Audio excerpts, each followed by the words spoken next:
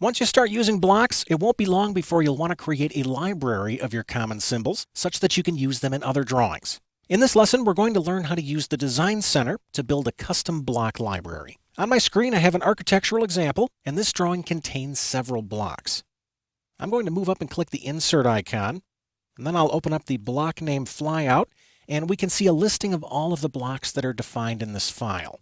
Now, one of the shortcomings of blocks is that they only exist in the drawing in which they were created. That means if I was to start a new drawing and attempt to insert a block, this list would be empty. What we're going to do is learn how to take the blocks that are in this file and use them in any drawing we want. I'm going to close this, and then I'll close the current drawing. Don't forget the name, number 5 office.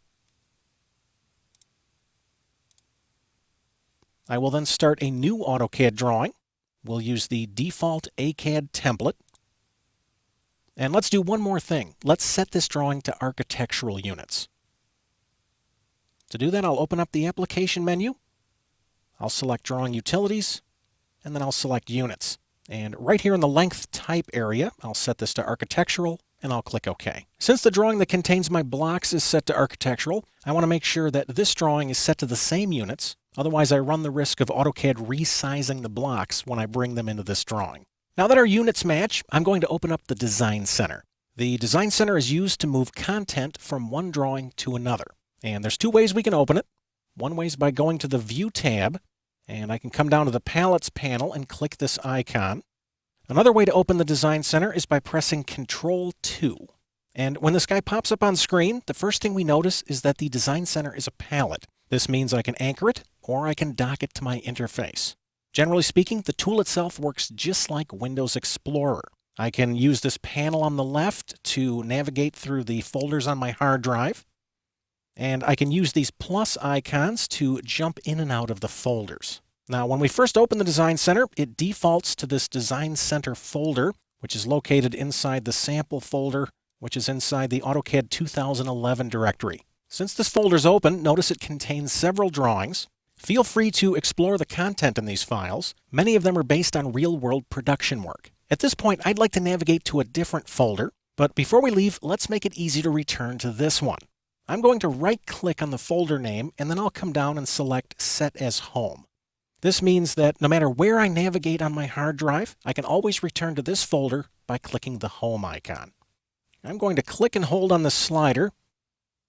I'll drag this down, and I'll navigate to the Exercise Files folder.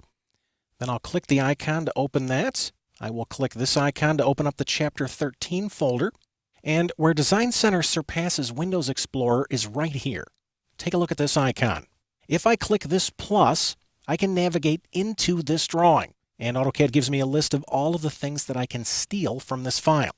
I'm going to select Blocks, and when I do, I can see a preview of all of the blocks that exist in this drawing. I'll drag this up and down, and we can see all of the previews.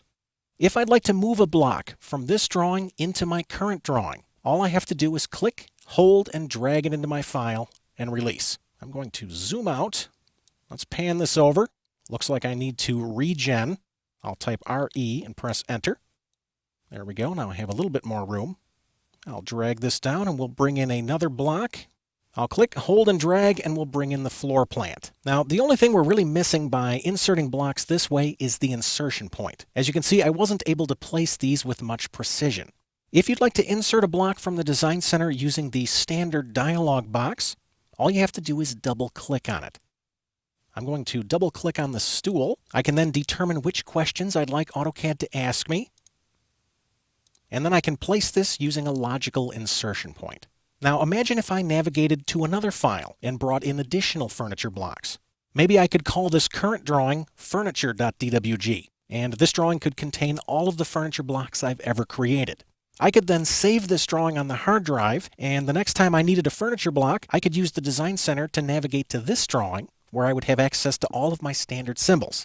Imagine creating a drawing that contained all of your landscape symbols. You could create a drawing that contains all of your fixtures and appliances. Essentially, a block library is nothing more than a drawing that contains all of your common symbols. I'm going to save this drawing. I'll click the Save button, and I'll save this inside the Chapter 13 folder, inside the Exercise Files directory, and I'm going to call this Furniture Symbols. Now, at any point in the future, if I create another furniture block, I can use the Design Center to add it to my Furniture Symbols drawing. Using the Design Center, we can easily organize a custom library that holds all of the symbols that we use most. And later, as we create more symbols, we can return to the Design Center to add them to our library.